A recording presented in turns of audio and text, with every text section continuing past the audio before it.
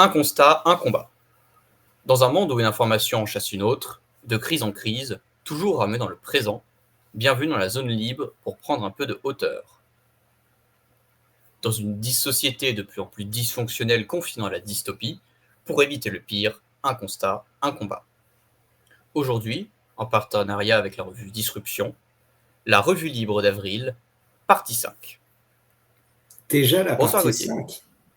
Bah dis donc, La dernière d'avril. on voit pas le temps passer, il faut dire, avec l'actualité chargée qui nous attend. Donc nous allons commencer avec un fait divers tragique, le meurtre de Matisse à Châteauroux. Puis ensuite, un événement moins tragique, l'expulsion d'une manifestation du 1er mai de Raphaël Glucksmann.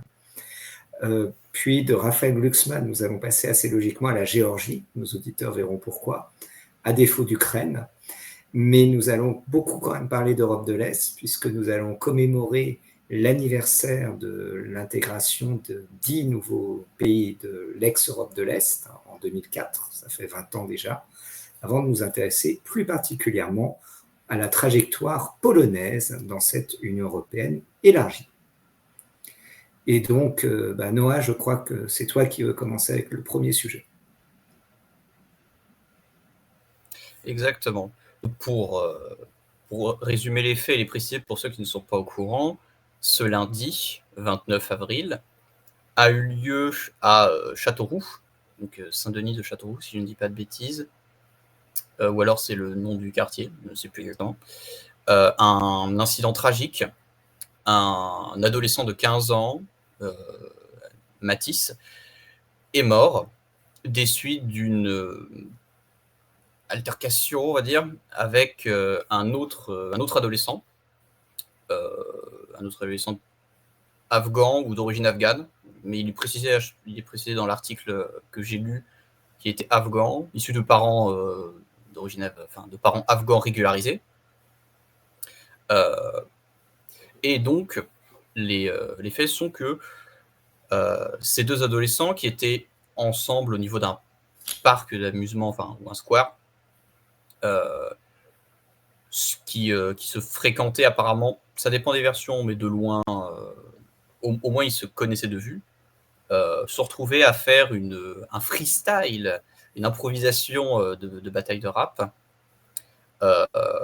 dans laquelle apparemment Matisse a pris le dessus et aurait apparemment, comme dans le rap, beaucoup de battles de rap, il y a des moqueries ou des insultes qui sont envoyées. Et de telle sorte que la situation aura dégénéré en bagarre et que, encore une fois, Matisse aurait eu le dessus et serait parvenu à blesser légèrement, enfin, au point d'en faire saigner, apparemment, l'autre adolescent, qui serait parti, retourné à son domicile et revenu ensuite, un peu plus tard, avec un couteau, semble-t-il accompagné de sa mère, et serait retrouvé à attaquer Matisse de 2 coups de couteau, dont un au cœur, qui causera sa mort plus tard dans la soirée, enfin, qui serait à l'origine de sa mort plus tard dans la soirée, et avec sa mère qui apparemment n'aurait pas tenté de le calmer. Voire, d'après certains témoignages, l'aurait giflé. Ça dépend. Soit c'est des gifles, soit c'est une tentative de massage cardiaque très mal exécutée. Donc bon, c'est bizarre. Les deux ont fini en garde à vue. Et une procédure pour tentative d'homicide volontaire. Je ne comprends pas pourquoi c'est tentative, parce qu'il y a eu homicide. Aurait été enclenchée justement contre le principal suspect, d'après les divers témoins, ce jeune Afghan de 15 ans. Donc, que penses-tu de cet énième fait divers? Pour une fois, cependant, je noterais, pour une fois, ça rappelle plus l'incident, la mort de Théo, dans le sens où il n'y a pas de lien, semble-t-il, d'après le parquet, avec de l'islamisme ou que ce soit, pas de revendication religieuse, sachant que, oui aussi j'ai oublié de préciser, l'adolescent afghan était aussi connu déjà des services de police pour vol avec violence, et qu'il serait apparemment fragile, donc nécessite des suivis psychologiques, et que la mère aussi serait apparemment assez brutale, fragile, instable. Bref, tous les adjectifs qu'on peut pour désigner quelqu'un qui n'est pas très sain d'esprit. Ouais. Bah, c'est tragique. C'est évidemment tragique.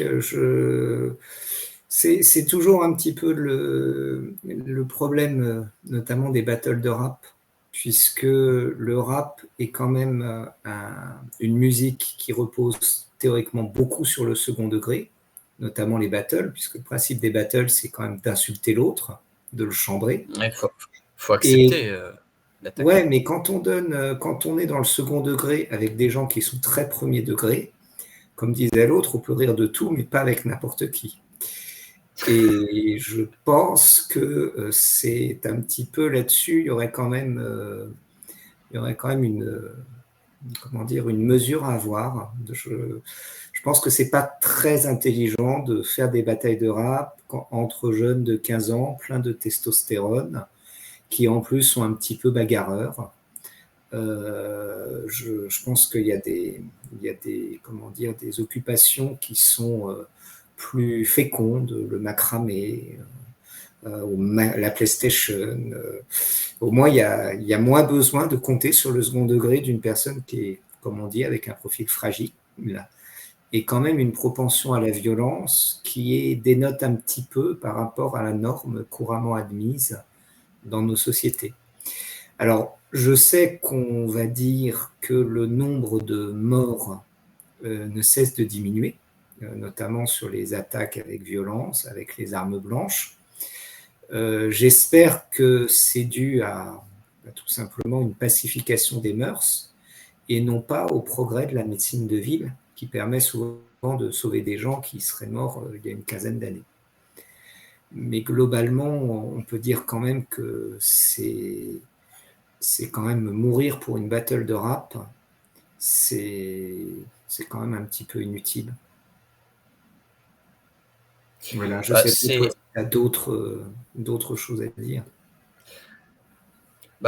Non, en fait, on traite de cet incident parce que, de fait, aujourd'hui, sur les réseaux sociaux, donc bon, à part, je suis uniquement sur X, sur X/Twitter, ça en parle pas mal, entre la droite qui sont encore une chance pour la France, qui tue un bon petit Français, et à gauche, oui, mais il y a d'autres choses plus importantes, notamment, je crois, Brahim. C'est un anniversaire de la mort de Brahim, je crois, en 95, qui avait été noyé dans la Seine apparemment à la suite d'une manifestation du Front National, non? C'est ça, je crois, apparemment, de gens qui venaient du cortège du Front National. Bref, et du coup, c'est une espèce de bataille un peu de nouvelles sordides, tragiques. Mais ouais, on va pas y passer 300 ans parce que, de fait, je pense, c'est juste un incident juste tragique et dégueulasse. Il n'y a pas vraiment besoin ni même moyen de le politiser. Non, Trop, de d'autant monter en plus épingle. que manifestement, Matisse, c'était un groupe de jeunes. Donc, il jouait. Après, il y aurait eu des propos à caractère raciste. Quand on Alors voit ça, c'est d'après. des jeunes de Ça, 15 ans, souvent, leur notion de propos racistes est quand même assez large et assez vague. Donc, les propos racistes, apparemment, sont dans la version du prévenu. Donc, c'est à prendre avec des pincettes. Le parquet a dit la même chose, de faire preuve de prudence quant à la présence de propos racistes. Parce que apparemment dans les autres témoignages, ça n'est pas ressorti. Donc, mais dans tous les cas, c'est comme pour Thomas, ça ne justifie pas la mort de quelqu'un. Quand même, il y aurait eu un sale bougnoul ou je sais pas quoi. J'avais vu passer que pour oui, la version du prévenu, il y aurait eu un sale bougnoule, retourne dans ton pays ou quelque chose comme ça. C'est super original, quoi, comme insulte. C'est pas super. C'est de mon point de vue, hein, peut-être que je me trompe, mais c'est pas super crédible. Tellement que ça manque d'originalité. Oui, bon, après, de toute façon, dans les battles de rap, souvent le niveau est assez bas, malheureusement. Non, mais ce qui est terrible, en fait, c'est qu'on voit que chaque fait divers, désormais, va être systématiquement abordé à travers le prisme de la politisation. Alors que, bon, des faits divers, il y en a toujours eu, mais avec les réseaux sociaux, ça s'enflamme très vite. Et moi, j'avoue, bon, on en parle ce soir, mais que je pense surtout à la famille de Matisse, bien sûr, et puis aussi, je pense à tous les habitants du quartier, parce que c'est quand même un choc et certainement quelque chose d'assez inattendu. Et la question qui se pose aussi, c'est quand même la question du traitement des jeunes, puisqu'il y a quand même beaucoup de jeunes qui sont instables psychologiquement. On avait vu... Apparemment, oui. Oui, et il y a quand même là-dessus, c'est un jeune qui est scolarisé. Donc, la question qui se pose, c'est quel dispositif avait été mis en place pour éviter que des drames comme ça se produisent. Parce que souvent, alors il peut toujours y avoir le coup de sang, mais quand même, il y a une gradation de la violence. Je doute qu'il ait commencé directement aujourd'hui avec un coup de couteau. Il y avait peut-être déjà des coups de poing, des menaces de mort, etc. Il y a peut-être un moment où il faut siffler la fin de la récréation. Oui, tout à fait. Bah, comme je l'ai abordé, il était déjà connu de la justice pour vol avec violence aggravée, notamment avec un couteau, je crois, si ma mémoire est bonne. Mais bref, il était déjà connu et avec un profil reconnu comme fragile. De fait, c'est juste, avec des guillemets, un drame causé par j'allais dire un déséquilibré. Ouais, mais je ne pense pas qu'il faut y voir pour le coup parce qu'on peut le voir des fois. On peut voir des fois des notions communautaires comme pour Thomas. Thomas, c'était plus prégnant, il y avait une notion d'opposition de quartier et tout ça. C'est vraiment une bande de jeunes gens. Là, c'est juste un pauvre gars qui était instable mentalement, et qui n'a pas supporté de pas supporté de se faire battre, surtout principalement, j'imagine, de se faire battre à la bagarre et être blessé, au moins légèrement. Et du coup, ça finit tragiquement, quoi. Il n'y a pas grand-chose à en tirer, juste le deuil et souhaiter qu'il y ait effectivement, comme tu l'as dit, un meilleur suivi des gens qui, au hasard, ont commis des faits de violence. Ce que je te propose, en parlant d'autres choses dont il n'y a pas grand-chose à en tirer, on peut parler de la candidature de Raphaël Glucksmann aux européennes. Oui, parlons sur quelque chose de tête léger, de liste, on va dire. Bonne transition, puisque Raphaël Glucksmann est en train de tailler des croupières à La République En Marche, à La République En Marche. Peut-être que les sondages montrent une pente ascendante pour son parti. Et là, je ne sais pas s'il faudrait s'en réjouir ou en pleurer. Pardon ? Ah, pardon, Renaissance. À La République. Les macronistes. Oui, non, mais je pensais que tu voulais dire France Insoumise, parce que ça... surtout question de la France Insoumise pour cette affaire. Oui, c'est vrai. Alors, Raphaël Glucksmann, pour le placer un petit peu, donc c'est le fils de Glucksmann père, qui était avec Bernard-Henri Lévy l'un des grands penseurs les nouveaux philosophes, c'est-à-dire les néoconservateurs à la française, qui ont André Glucksmann, je crois. Oui, André Glucksmann, qui ont bâti leur carrière sur la lutte contre le totalitarisme, ce qui permettait d'amalgamer nazisme, communisme, etc., dans toutes sortes de gloubi-boulga.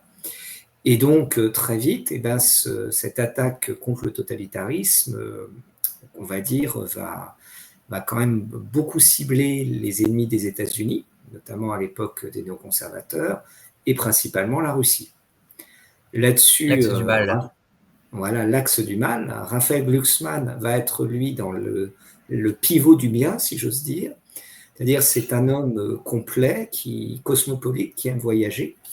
Il avait épousé au moment de l'affaire géorgienne, il avait épousé Eka Sguladze, qui était femme politique géorgienne. En 2004, je crois, non? Oui, en 2009. En 2009. Ah non, 2009, c'est plus tard, d'accord. Et qui après avait eu quelques problèmes à la douane, au descendre d'un avion avec une valise chargée de billets, si je me rappelle bien. Bon, et donc, entre-temps, il n'est plus avec cette Eka Sguladze, même s'il a eu un fils d'elle, et il est en couple avec Léa Salamé. Et désormais, c'est l'Ukraine qui l'intéresse. Donc, on voit après que l'axe du bien est en recul de Géorgie. Glucksmann s'intéresse à l'Ukraine. Et dans cette perspective, il s'intéresse notamment à l'Union européenne et comment l'Union européenne doit pouvoir intervenir pour sauver l'Ukraine des griffes de la barbarie, du totalitarisme, de Poutine, de ce que l'on veut. Voilà. Donc, on voit donc un personnage qui est cosmopolite, qui s'intéresse à toutes les causes qui sont importantes pour l'axe du bien. Donc ça, on peut le valider quand même, je pense que c'est important de le noter. Après, je te vois tiquer, Noah, je ne sais pas pourquoi. mais j'acquiesce, effectivement, c'est un chevalier blanc. C'est un chevalier blanc, et c'est mieux que les chevaliers noirs, on est d'accord. Même si au lavage, parfois pour blanchir les choses, c'est un peu plus compliqué, quoi. Il faut mettre un peu plus de lessive. On parlait de valise d'argent. Oui. Et du coup, qu'est-ce qui lui est arrivé à ce Glucksmann?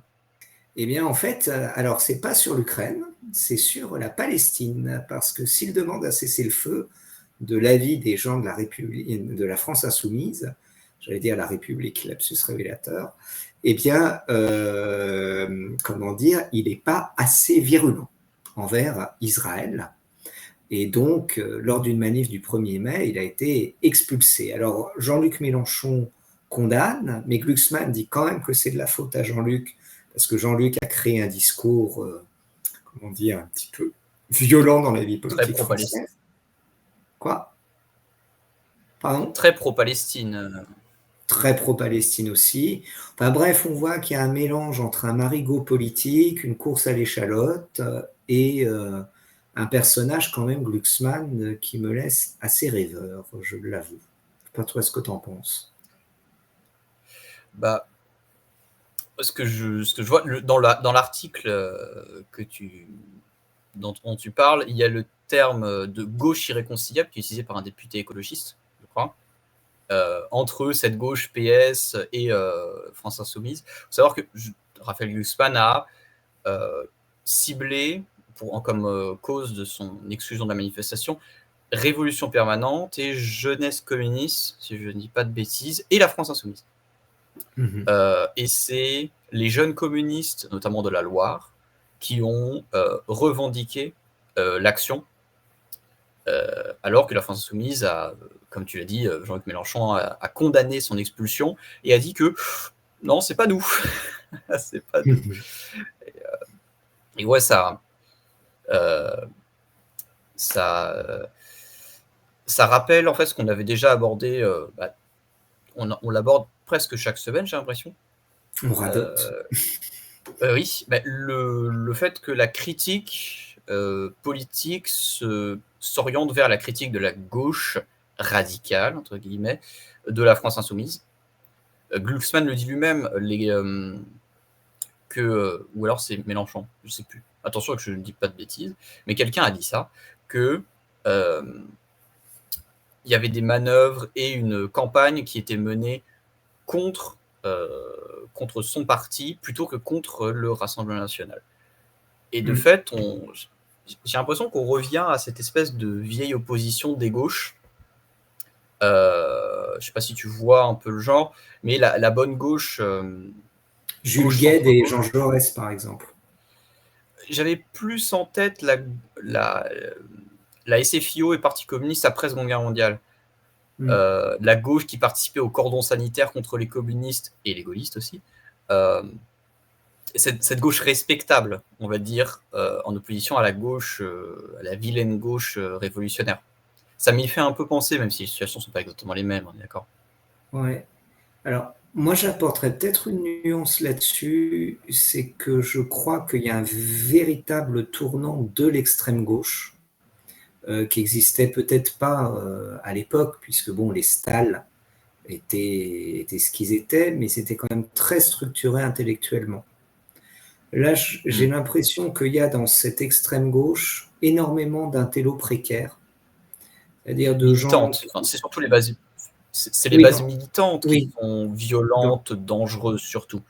oui, dans les bases militantes, il y a quand même beaucoup d'intellos précaires avec la multiplication de cursus, etc., qui ont également beaucoup infusé les idées radicales nées en Amérique du Nord, aux États-Unis, et qui sont vraiment dans un trip extrêmement contestataire sur de nombreux points, notamment parce que souvent c'est des jeunes venus de familles qui ont explosé en plein vol, avec une absence du père, etc., etc. Et donc ça crée vraiment des attaques contre le patriarcat, la famille, enfin bref, le tissu social classique qu'on ne trouvait pas, je pense, dans l'extrême gauche et encore, notamment dans l'extrême gauche communiste. Et face à ça, on voit Raphaël Glucksmann, dont les enfants doivent être à l'école alsacienne. Si je me rappelle bien, les enfants de Salamé le sont, et donc comme c'est les siens, ils doivent l'être aussi. C'est un peu la gauche ancienne, la gauche un peu républicaine, la gauche germano-pratine, qui est sur le déclin démographique, parce qu'en réalité, il y a de moins en moins de gâteaux pour cette gauche-là. Typiquement, dans les années 80, cette gauche pouvait séduire les professeurs. Désormais, les professeurs, c'est du prolétariat même souvent très en colère. Soit ils sont dépolitisés, soit ils vont plutôt aller vers des mouvements beaucoup plus radicaux. Ou alors, enfin, il y en a quand même aussi beaucoup qui restent, enfin, ceux qui sont politisés. Il y en a aussi beaucoup de professeurs qui votent quand même pour le centre macronien. C'est assez paradoxal. Mais ouais, c'est toujours curieux les compositions électorales. Mais Glucksmann aussi, je crois qu'il est, il a dénoncé des accusations il a dénoncé des insultes antisémites à son égard, justement parce qu'il est un peu trop tiède sur l'affaire Palestine-Israël. Enfin, c'est quand même assez fou et ridicule. C'est pas sans rappeler, moi parce que c'est récent, c'est pas sans me rappeler l'émission que j'ai vue sur Valeurs Actuelles à propos justement de la journaliste de Livre Noir qui avait infiltré des associations d'extrême gauche pendant plusieurs mois. Et notamment, il y avait Et alors, elle a fait une psychothérapie après? Non, ça va, elle a l'air de s'en être bien sortie. Mais elle parlait notamment d'une association qui était Urgence Palestine, qui avait une espèce de véritable obsession, un peu à la Soral, mais peut-être en pire, sur Israël, le complot juif, sioniste et tout ça. Bon, là, j'ose espérer que on n'est pas dans la même chose, mais ça m'y fait penser toute la problématique de la gauche autour d'Israël-Palestine. Faut pas oublier que l'émergence du soralisme et de Dieudonné au début des années 2000 commence par une liste, aux européennes d'ailleurs, si je ne m'abuse, la liste Euro-Palestine. Donc c'est quelque chose qui ne date pas d'hier, mais je crois que la différence, c'est que désormais, il y a une forme de métastase des idées soraliennes dans la société française, et notamment parce que la plupart des jeunes, notamment dans les établissements populaires, sont un petit peu éduqués à l'arrache avec Jackass et Soral, des petits bouts de vidéos, etc. Donc, à mon avis, la question de l'antisémitisme et des clichés antisémites est beaucoup, beaucoup plus ancrée dans les esprits jeunes. On peut penser, par exemple, à des rappeurs comme Freeze Corleone, qui dit des choses qui sont typiques de Soral, canal historique, et qui sont absolument mainstream, ce qui aurait été inenvisageable il y a une quinzaine d'années. Donc il y a vraiment un galvaudage de toutes ces opinions. Et puis, il faut quand même reconnaître que les réseaux sociaux qui ont montré les atrocités commises par l'armée israélienne à Gaza, atrocités qui ne sont pas nouvelles par rapport à ce qui existait au début des années 2000, mais désormais, les jeunes les voient. Pardon ? Oui, ça galvanise. Oui. Ça renforce les positions. Mais je serais moins radical, on va dire, que toi sur l'influence, je dirais, entre de Soral parmi les jeunes. Je pense que c'est vraiment par une minorité. Soral, maintenant, c'est plus la grande époque de Soral. Par contre, c'est probablement les gens qui sont au cœur de ces mouvements, ou du moins qui ont une importance, et qui sont marqués par ce genre de pensée antisémite, antisioniste, ont probablement effectivement grandi avec Soral. Parce qu'aujourd'hui, c'est des gens qui ont mon âge, ou qui sont un peu plus vieux que moi, et c'est plutôt ma génération, même si moi j'ai jamais regardé Soral, enfin du moins à part des extraits et tout ça, des trucs marrants. T'es sûr, même pas une pleine lune. Non, parce que sinon, moi j'appelle. Hein. Non, le seul truc que j'ai vu de lui, c'était à propos du football féminin, ce genre de choses. Et qui était. C'est pas moi, monsieur Lachance, j'étais pas là. T'es comme Jamel Debbouze quand Dieudonné avait fait le sketch contre Israël, qu'il avait dit non, moi je suis pas là, monsieur l'agent. Dieudonné, par contre, c'est. En tant qu'humoristique, j'appréciais certains de ses sketchs, même si je l'ai découvert tardivement, quand même. Mais bon, bref, ce n'est pas le sujet. Je préviens nos auditeurs, Noah, tu seras plus là la fois prochaine. Tu vas être embarqué par la patrouille. Merde.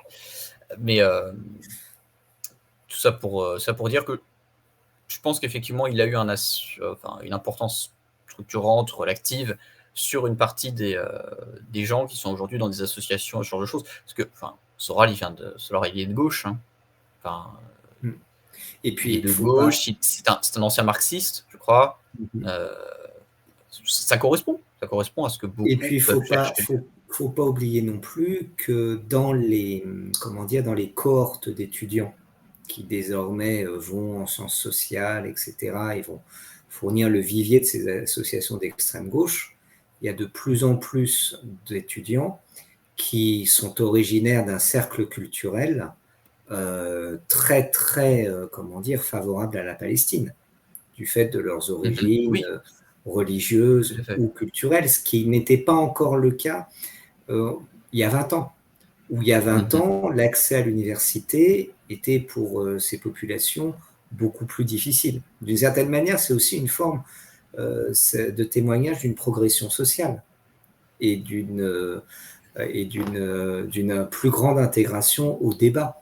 La question palestinienne était tout à fait minoritaire il y a 25 ans, parce que la plupart des gens ne se sentaient pas culturellement proches des Palestiniens. Tandis que désormais, dans beaucoup d'universités, vous avez de très très forts contingents qui sont, sensibles culturellement à la question palestinienne. Mais bon, ça, ce sont des choses qu'on a déjà un peu abordées, notamment dans la dernière émission, sur la gauche et pourquoi elle soutient la Palestine, tout ça, vers laquelle on vous oriente, l'émission de la semaine dernière. Oui. Et alors, je te propose, de passer maintenant à ce qui se passe dans un pays cher au cœur de M. Glucksmann, la Géorgie. Oui, la Géorgie, où Raphaël Glucksmann, si je ne dis pas de bêtises, encore une fois, il a été ministre des Affaires étrangères, je crois, pendant 1 ou 2 ans, alors qu'il n'est pas géorgien, sauf erreur de ma part. Non, mais il a été aussi en Ukraine, comme sa femme, comme son ex-femme, pardon. Elle a aussi été ministre ukrainienne. C'est ça qui est bien avec ces pays, c'est qu'ils renouent avec la tradition du podesta des villes italiennes du XIIIe siècle, de prendre des gens qui sont reconnus pour leur expertise, pour se saisir des rênes et du destin des pays qu'ils amènent à chaque fois, Géorgie comme Ukraine, vers un avenir radieux. Il faut le reconnaître. Effectivement. Et du coup, en Géorgie, ce qui se passe en ce moment, c'est qu'on a de fortes manifestations d'une partie large quand même de la population contre un projet de loi qui avait déjà été présenté en mars de l'année dernière, mars 2023, sur les fameux agents de l'étranger. Donc c'est une loi dont on avait déjà entendu parler quand elle avait été proposée à l'époque. Elle avait été retirée suite à la grande mobilisation de la population. Et le parti qui domine au Parlement, Rêve géorgien, a réintroduit cette proposition de loi, cette fois-ci avec d'autres noms pour agents de l'étranger, c'est organisation financée par l'étranger, soutenant des intérêts étrangers. Bref, c'est la même chose.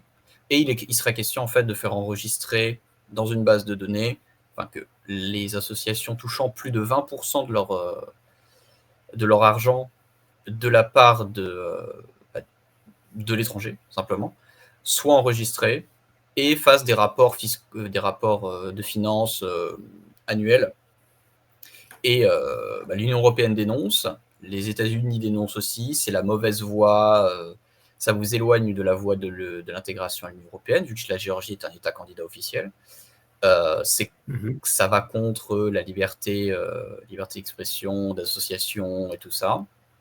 Et aussi, elle est surnommée la loi russe, je crois, la loi russe par ses détracteurs, parce que de fait, elle s'inspire très fortement d'un équivalent en Russie, aussi contre les associations qui toucheraient de l'argent de l'étranger. Alors, vu que nous, on est d'immondes complotistes anti-européens, on va dire, on pense à l'Open Society de George Soros, qui est une association qui à la beaucoup de NED, trucs comme ça. National Endowment for Democracy, pareil. C'est ça. Et c'est surtout ce genre d'associations qui sont visées par ce type de loi, mais de fait, une partie de la population s'oppose à cette loi, parce que, d'après l'article du Monde, je crois, que tu utilises, 80% de la population serait contre la loi ou favorable à l'intégration à l'Union européenne. Serait favorable à l'intégration européenne. Alors moi, j'avoue que c'est là où je fais une erreur 404. C'est que 80% des Géorgiens sont favorables à l'intégration européenne, mais le Rêve géorgien, le parti, déjà le nom me fait marrer, mais bon, ça c'est un autre débat. Parce que autant le Rêve américain je vois, mais le Rêve géorgien, c'est comme le Rêve malawi. C'est quand même un peu plus difficile à vendre. Mais ce que je ne comprends pas, c'est pourquoi il est au pouvoir s'il est anti-européen et que 80% de la population est pour l'intégration à l'Union européenne. Ouais, ils ont eu l'air de voter comme des pieds, ces braves gens. C'est ça. Et en plus, il est au pouvoir depuis 12 ans, le parti. Donc, alors, la présidente aussi de la Géorgie, qui est une présidente honoraire, qui n'a pas de pouvoir comme en Allemagne, a aussi critiqué ce projet de loi. On a même eu, c'est vrai, une agression d'un député qui, à Tbilissi, la capitale, au Parlement. Ça, je trouve ça super rigolo d'ailleurs, parce que c'est quand même un député de l'opposition qui va casser la gueule à un mec alors qu'il parle à l'Assemblée. Et le Monde imagine que Jordan Bardella ait cassé la gueule, je ne sais pas, à Darmanin, à l'Assemblée nationale. On aurait déjà un remake du 6 février 34 dans la presse. Tandis que là, on sent une forme de, je ne vais pas dire de complaisance, mais d'approbation tacite du Monde, que d'une certaine manière, il ne l'aurait pas volé, sa torgnole. Ouais, le truc, c'est que la réponse a été disproportionnée. De fait, c'est un député de l'opposition, effectivement, qui allait sur l'esplanade, ou les strates, bref. Il est allé coller une droite à un député de Rêve géorgien qui défendait la loi. Et ensuite, il y a eu une dizaine des collègues de Rêve géorgien qui sont arrivés sur le gars qui avait mis une droite et qui l'ont tabassé au sol. Le gars est sorti du Parlement en boitant. Bon. Ça, d'un autre côté, j'ai envie de dire, c'est très géorgien. Il ne faut jamais oublier que Staline venait de là-bas. Oui. Bon, de fait, c'est quand même c'est très brutal et c'est pas digne d'attitude de parlementaire, mais bon, autre pays, autre mœurs. Au moins, les gars n'a pas été gravement blessé. S'il boitait juste, tant mieux, il n'y a pas eu de mort au moins. Nous lui souhaitons un pro-rétablissement. C'est, comme le souligne bien l'article, c'est assez illustratif des tensions autour de cette loi et de l'orientation géopolitique de la Géorgie. est-ce que la Géorgie fait partie du monde européen politiquement? Ça peut se tenir, elle a des aspirations et des proximités. Ou est-ce qu'elle fait partie du monde ou de l'orbite russe? Historiquement, elle en fait plutôt Ouais. partie, mais elle aurait tendance à s'en Là-dessus, éloigner. il y a vraiment quelque chose qui s'est joué au début des années 2000. Puisqu'au début des années 2000, l'Arménie est toujours restée très fidèle à la Russie. D'ailleurs, parfois, mal en a pris. On voit la manière dont la Russie gère le dossier du Haut-Karabakh. Mais la Géorgie avait fait le pari de conseillers militaires américains, notamment avec le président Saakashvili. Et ça s'est très très mal terminé pour eux avec l'intervention russe en 2008 qui avait taillé en pièces l'armée géorgienne et amené Saakashvili à commencer une brillante carrière dans une université américaine, je ne sais plus laquelle. Alors, Et à cette époque, ton son bug un peu, il est pas très net.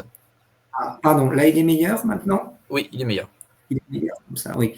Oui, et donc Saakashvili était parti en catastrophe. Je crois d'ailleurs qu'il était un peu passé en Ukraine, comme quoi tout ça est lié. Et globalement, à partir de ce moment-là, il est apparu que le destin de la Géorgie, ça va être quand même très compliqué qu'elle intègre l'Union européenne et l'OTAN. Je crois que c'est un peu la même chose qui arrive à l'Ukraine à l'heure actuelle. C'est ça. Et qu'on voit voilà, les limites de... Il y a la géographie quand même à un moment. Et quand on est à certaines proximités de la Russie, on ne peut pas faire tout à fait ce qu'on veut. Ouais, historiquement, c'est quand même c'est la zone d'influence russe. Les Russes étaient intervenus, entre autres, parce que je crois qu'il y avait je sais plus s'il y avait des manifestations, des répressions vis-à-vis de populations d'Abkhazie et Ossète, qui sont sont pas vraiment des Géorgiens. Et du coup, aujourd'hui, il y a 2 républiques autonomes qui sont pas reconnues par la communauté internationale, d'Ossétie du Sud et d'Abkhazie, et qui ont découpé un peu une partie du territoire géorgien. Oui, les Ossètes ont été traditionnellement utilisés par les Russes pour dominer la région dans une logique impériale assez classique. Il y avait d'ailleurs un très bon livre de John le Carré, The Night Manager, qui parlait justement de ces rapports complexes entre Ossètes et Géorgiens. Ouais. Mais ouais, comme tu le dis, quand tu es frontalier de la Russie, alors heureusement pour les pays baltes, on va dire, heureusement pour eux, ils sont dans l'OTAN, du coup ils sont protégés. Oui, Contrairement, pour l'instant, d'après certains esprits, certains mauvais augures, on leur souhaite. On leur souhaite. Oui, ça va. Je pense que les risques sont minimes. Mais l'Ukraine, effectivement, elle, c'était la tentative de trop, on va dire, de rapprocher l'Ukraine, alors que la Russie demandait une démilitarisation. Mais bref, on n'est pas là pour parler d'Ukraine. Alors, moi, il y a un truc que je trouve un peu bizarre, c'est la question le concept de l'ingérence étrangère. Parce que on voit qu'on est en train de faire des lois pour lutter contre l'ingérence russe. Et ça, c'est bien, c'est démocratique. Par contre, les Géorgiens qui font des lois pour lutter contre l'ingérence occidentale, ça, c'est mal. Alors, je sais qu'on va nous dire que les Occidentaux sont gentils, là où les Russes sont vraiment très, très centralisés autour de Poutine. C'est ce que j'ai quand même un peu l'impression. J'ai quand même un peu l'impression que ça sonne le glas de la mondialisation. On parle toujours de la démondialisation des transports avec le développement des circuits courts, le raccourcissement des chaînes logistiques, de la démondialisation géopolitique avec les BRICS en opposition à l'Occident. Je m'inquiète un petit peu aussi d'une démondialisation en termes d'idées, qu'on revienne un peu à ce qui existait au temps de la guerre froide, que ce soit de plus en plus difficile d'avoir les opinions des autres blocs géopolitiques. Oui, les deux côtés, je pense, je serais tendance à dire qu'un côté se raidit plus que l'autre, mais je pense que c'est partagé. Alors, pas que côté occidental et russe, hein. Je prends Occident et non-Occident, donc j'englobe les Chinois dedans. Il y a une certaine fermeture, effectivement, de plus en plus, une hostilité vis-à-vis des propositions politiques, des avis, des observations d'autres parties du monde qui ne vont pas dans notre sens. Et c'est effectivement très dommage pour la pluralité d'opinion et ce genre de choses. Mais de fait, là, il n'est pas question genre d'organes de presse pour l'ingérence étrangère. En France, j'ose imaginer qu'il est question d'organes de presse surtout parce que Russia Today, Sputnik, qui ont été fermés illégalement, hein, on rappelle. La presse, il y a quand même des lois qui l'encadrent déjà. Là, en Géorgie, c'est des associations qui peuvent de fait mobiliser des gens, militer. C'est pas exactement comme si tu ouvrais un journal, quoi. Je pense que les associations, c'est plus sensible avec un plus grand potentiel déstabilisateur, on va dire entre guillemets, pour un pays. Mais après, je pense que c'est quand même aussi, là-dessus, on a peut-être un examen de conscience à faire, à force de mettre en place des révolutions colorées. Notamment, la Géorgie avait connu une révolution, la révolution de la rose. Donc, c'est pas la révolution orange ukrainienne, mais c'était un petit peu semblable. C'est qu'au bout d'un moment, utiliser, selon les théories de Gene Sharp, la désobéissance civile, les militants démocratiques pour déstabiliser des régimes à des fins donc de géopolitique, de realpolitik, on se retrouve à décrédibiliser le terme de démocratie. Oui.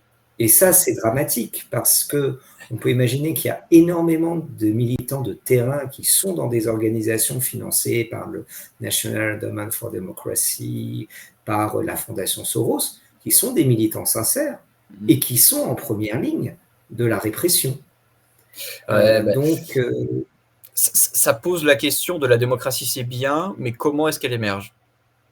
J'aurais tendance à dire, moi, que la démocratie, tant qu'elle émerge finalement, et qu'elle est vraiment démocratique, hein, attention, comment elle a émergé, c'est pas trop grave.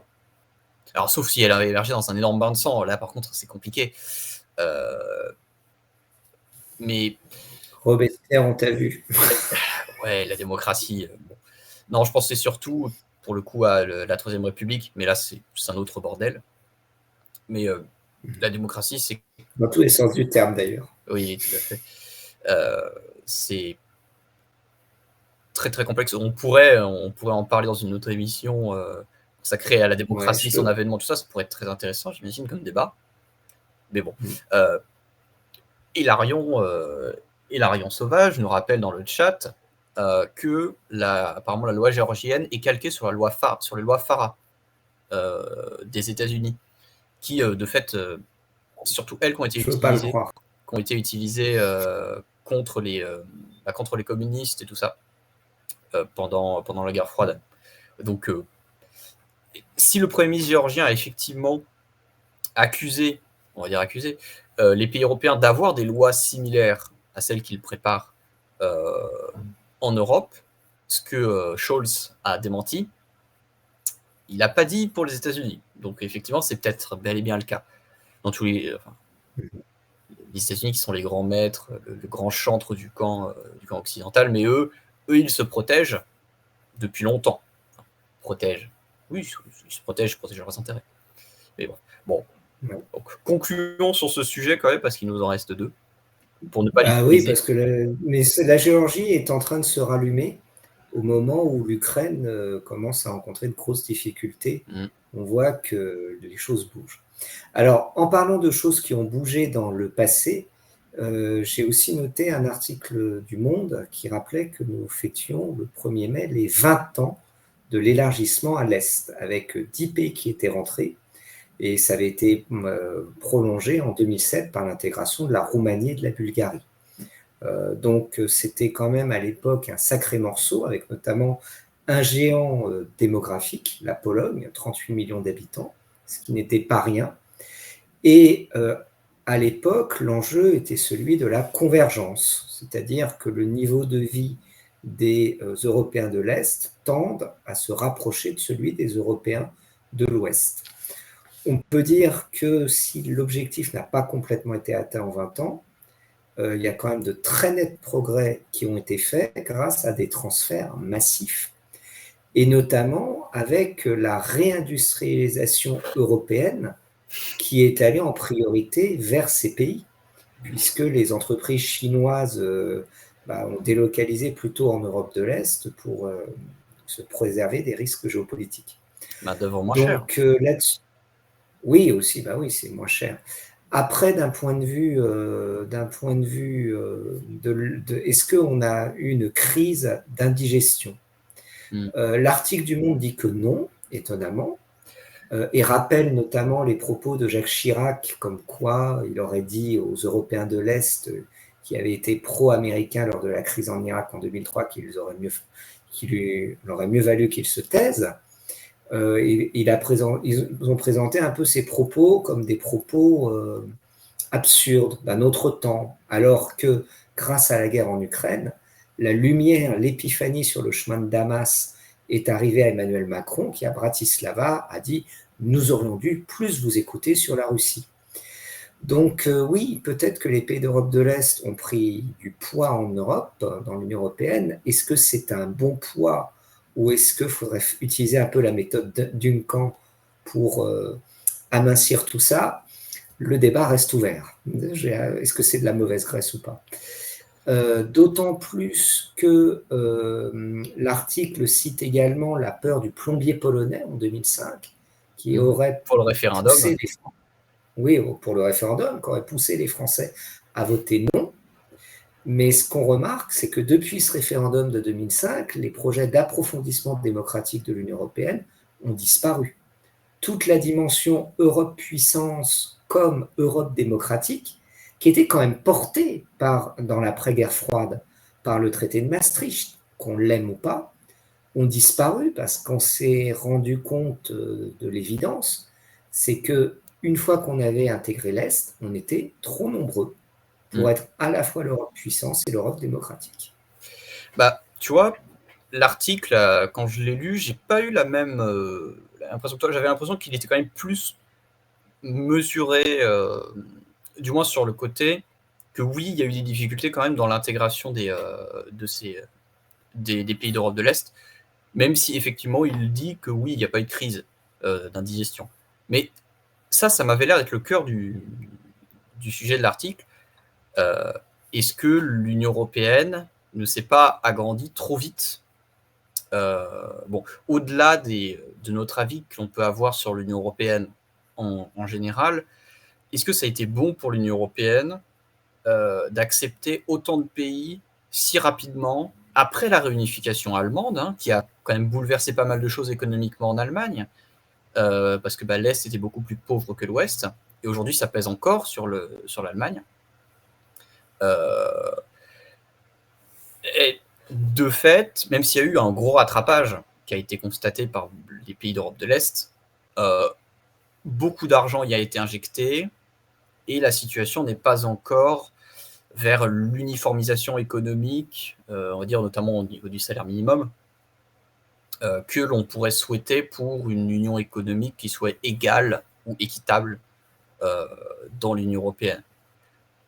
De mon point de vue, je pense que effectivement l'Union européenne a vu trop gros, elle a été trop gourmande à s'élargir aussi vite. Moi, je suis de l'avis qu'il aurait fallu laisser ces pays en dehors de l'Union européenne pour un temps, les aider éventuellement, comme ça aura été le cas avec les fonds structurels européens et ce genre de choses, mais les aider à moderniser leur économie, qu'elles se convertissent, et qu'ensuite ils pénètrent dans l'Union européenne une fois qu'ils sont un peu plus à jour économiquement. Pour qu'il y ait moins de dumping social et tout ça, avec les camionneurs, travailleurs détachés, bref, des problématiques qu'on a entendues ces dernières années, pour que ça crée moins de déséquilibre au sein de l'Union. Mais je sais pas, quel est ton point de vue là-dessus? Est-ce que tu penses différemment?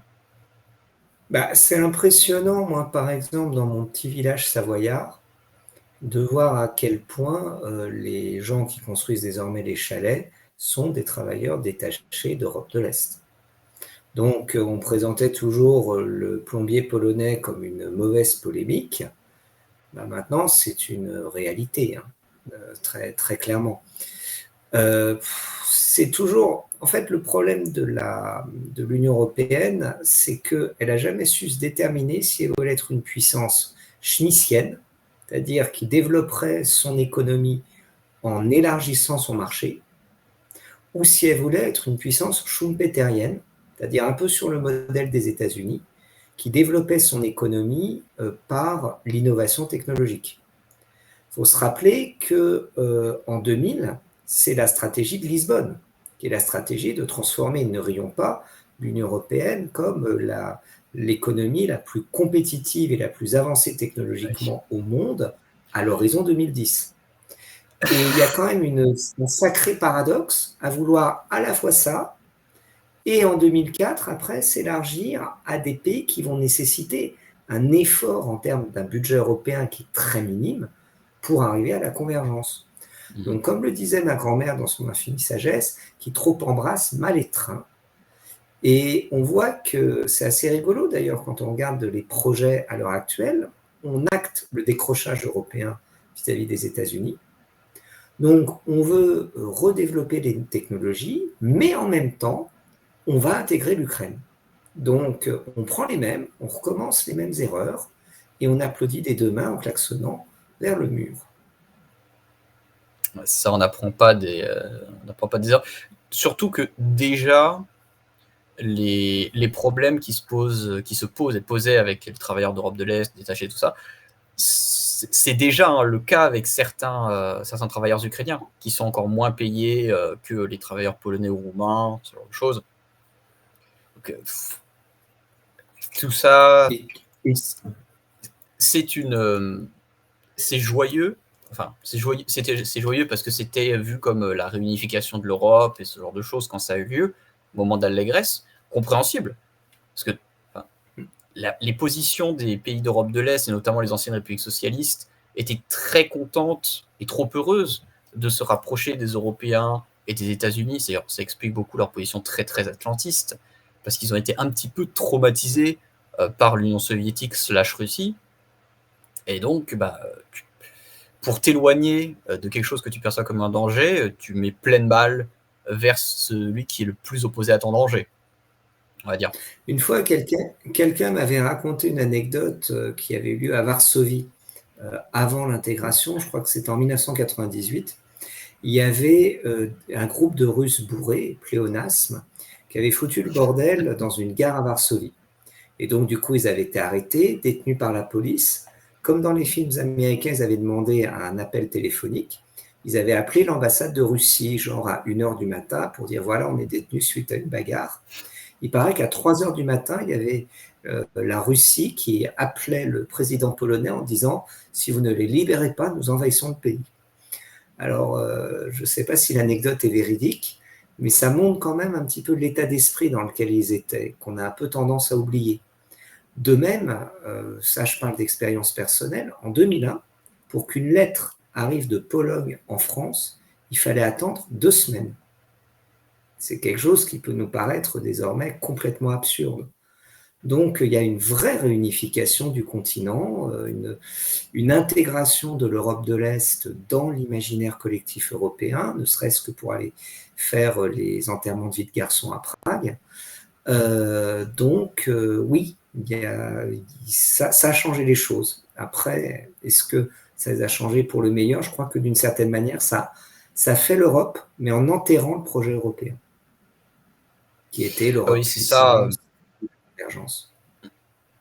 Ouais, en fait, c'est le choix, c'est l'élargissement sur l'approfondissement. On s'agrandit, Ouais. mais on ne s'améliore pas. De fait, il y a quand même un gain de puissance qui peut se justifier, vu que ça intègre de nouvelles économies, de nouveaux marchés, ce genre de choses, mais c'est encore plus compliqué à 27 de se mettre d'accord, ce genre de choses. Et de fait, ouais, l'élargissement a probablement tué les projets d'approfondissement démocratique, mais aussi de développement de véritables puissances européennes, je pense. Bah écoute, en parlant d'agrandissement qui ne permet pas un approfondissement et de sortir des vieilles erreurs, on pourrait parler du dernier article et de la Pologne. Puisque il est quand même plus positif, parce qu'il est question des 20 glorieuses, comme il est dit dans l'article, sur justement le rattrapage économique qu'a effectué la Pologne depuis 2004, et son entrée dans l'Union européenne.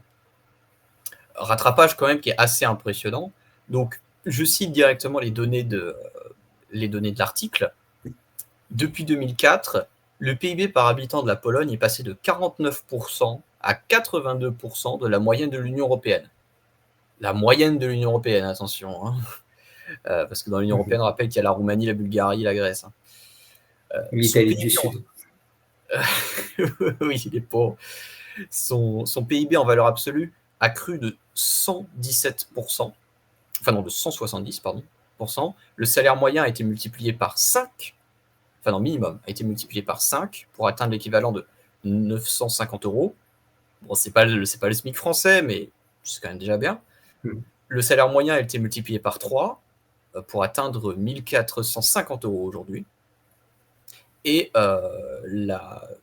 donc, le pays a reçu en valeur nette, en déduisant sa contribution du budget au budget européen, 170 milliards d'euros dans le cadre des politiques de cohésion et la politique agricole commune. Donc, ce qu'on avait abordé plus tôt avec les fonds structurels, tout ça pour le développement économique.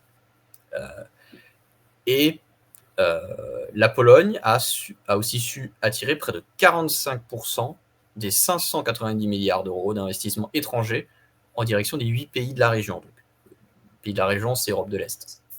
Enfin, c'est clair qu'à l'époque, le poste le plus important dans le gouvernement polonais, c'était le poste du ministre captateur de fonds structurels européens. Bon, c'était pas le nom officiel, mais on avait compris l'idée.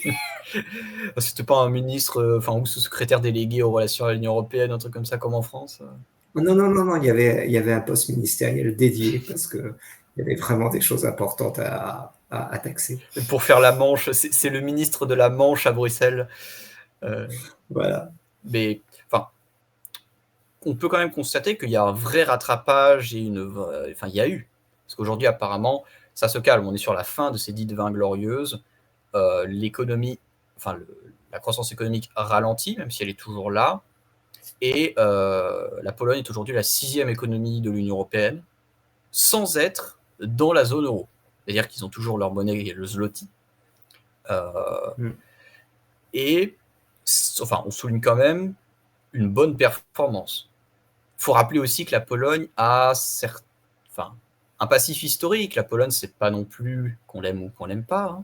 Un pays, c'est pas un pays de premier ordre, ou du moins ce n'est plus, mais c'est pas un pays tiers mineur, quand même un pays secondaire, mais qui a eu son importance à jouer et qui l'a encore et qui l'aura probablement à nouveau dans la politique en Europe. Parce que comme tu l'as rappelé, c'est un pays de 38 millions d'habitants. Ils ont aussi pas mal de charbon avec lequel ils font tourner leur économie, leur industrie. Bonjour le bilan carbone. Et de fait, c'est un pays qui a du potentiel en termes démographiques, économiques et tout ça. Et on le voit aujourd'hui. Alors démographiquement, ça se discute. Oui, ça ralentit. Ça vieillit. Il y a quand même une natalité qui est très basse depuis maintenant plus d'une vingtaine d'années. Alors le gouvernement précédent, PiS, avait fait une loi pour des allocations familiales qui sont assez généreuses, qui sont égales aux allocations familiales françaises. Et qui n'a pas marché. Ça n'a pas relancé la natalité pour autant. Et globalement, c'est quand même un pays qui est très divisé.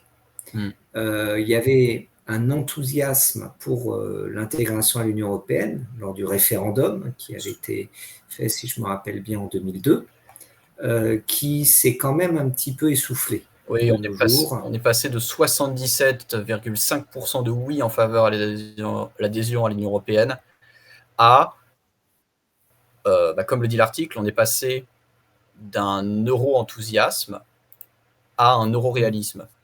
Ce qui est plus sain dans son sens. Mais la majorité de la population est quand même favorable à l'Union européenne. 55% si je me rappelle bien, c'est ça. C'est quand même bien. Après... Sachant que le reste, c'est ceux qui considèrent que les bénéfices et les inconvénients s'équilibrent, et une minorité, de l'ordre de 20% à peu près, qui considèrent que c'est surtout négatif. Ça reste quand même bien positif. C'est étonnant d'ailleurs parce que le gouvernement précédent, donc Droit et Justice, avait vraiment mis l'accent sur les menaces en matière de souveraineté.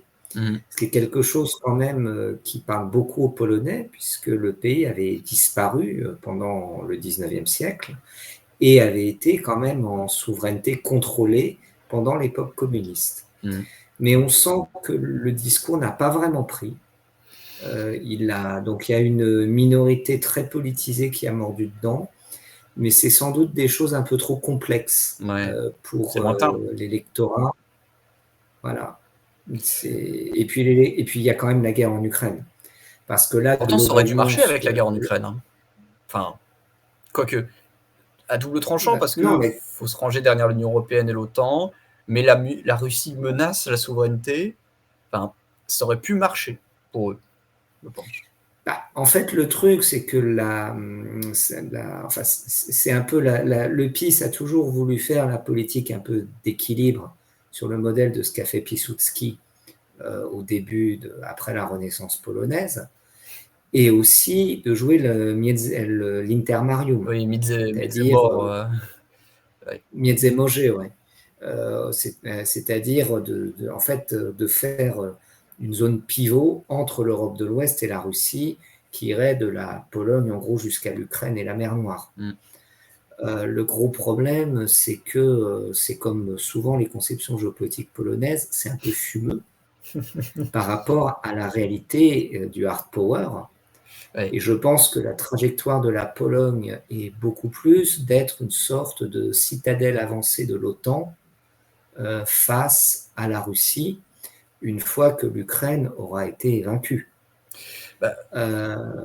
Oui, c'est un peu comme ça. Enfin, j'ose imaginer qu'une partie de l'élite politique et même culturelle voit la Pologne et se voit comme une espèce d'avant-garde de l'Occident, tout ce que, enfin, Occident de manière générale, de la chrétienté aussi, parce que c'est des catholiques, faut s'en souvenir, face au monde orthodoxe, historiquement. Enfin, il y a tout un passif historique avec ça, hein, le fait que la Pologne contre le monde russe et ce genre de choses, avec une espèce de rapport avec la latinité liée au catholicisme et tout ça. Enfin, c'est assez complexe et c'est des notions qui enfin, ça se comprend, quoi. Cette opposition envers le monde de l'Est. Oui, ça se comprend, ça se comprend. Après, je pense que ça se comprendra, mais je ne souhaite pas aux Polonais d'être vraiment à l'avant-garde dans une dizaine d'années. Ah non, effectivement. Si jamais on va vers un conflit entre... parce qu'il faut quand même se rappeler qu'il y a 15 ans, l'Ukraine apparaissait un petit peu avec notamment le rôle accru de Maïdan, des services de renseignement occidentaux, de l'otanisation de l'armée ukrainienne. L'Ukraine se rêvait un petit peu comme ça, comme cette avant-garde occidentale. Ça lui a coûté cher. Personne n'aurait pensé à l'époque que ça les mènerait là où ça les a amenés à l'heure actuelle. Donc là-dessus, la Pologne se doit d'être prudente, à mon avis. Prudence et mère de sûreté. Effectivement. Cependant, on notera quand même que l'Ukraine, enfin, la Pologne n'est pas l'Ukraine. Alors, sans vouloir, mais bon, je m'en fiche un peu personnellement, critiquer l'identité nationale ukrainienne, qui est quand même quelque chose de très récent en comparaison à la polonaise. Enfin, l'histoire des deux pays, des deux nations, on va dire, enfin, n'a vraiment rien à voir. L'Ukraine est vraiment plus historiquement dans l'orbite russe, même si elle a été dans l'orbite polonaise hein, pendant un bon moment aussi. Oui. Enfin, moi, ça me fait toujours marrer. Le drame des Ukrainiens, c'est qu'ils se sont toujours allés aux Allemands. Oui. Et donc aux losers. Moi, ça me faisait toujours Les Polonais sont allés aux winners, aux Français. Donc du coup, la Pologne a existé après la Première Guerre mondiale. Exactement. Et moi, ça me faisait toujours marrer. Bon, parce que j'ai un tropisme favorable à la Pologne, on va dire. Il y a leur histoire. J'aime bien les pays qui sont des victimes. C'est pour ça que j'aime bien les Irlandais aussi. Mais quand il y avait des informations qui sortaient sur apparemment la Pologne lorgnerait sur Lvov, si l'Ukraine s'effondrait et tout, j'étais en mode ah parfait, c'est le retour de la grosse Pologne de l'entre-deux-guerres. Ce qui leur avait pas réussi d'ailleurs, mais bon. Oui, parce qu'on rappelle que la Pologne a, avec l'Union polono-lituanienne, dominé une bonne partie de l'Ukraine pendant plusieurs siècles. Et n'y a pas laissé un bon souvenir d'ailleurs. Effectivement, avec une tentative de catholicisation de la région qui n'a pas été très appréciée par les populations locales, même s'ils ont réussi à poloniser les élites. Mais Ouais. L'Ukraine a un rapport compliqué à la Russie et à l'Ukraine, tout comme la Russie a un rapport compliqué à l'Ukraine et à la Pologne. Ah, ben c'est des zones comme ça. Bah, écoute, je te propose qu'on en reste là. En attendant peut-être des émissions sur la Pologne, on ira plus dans les détails.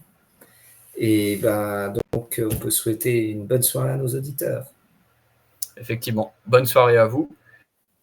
Et l'outro. Dans la dissociété des dysphoriques contemporaines, il faut garder son esprit critique, soutenir la zone libre, s'abonner à ses réseaux et partager. Dans une société des crises, en dissolution, être dans la zone libre, c'est passer du constat au combat. Bonne soirée à tous.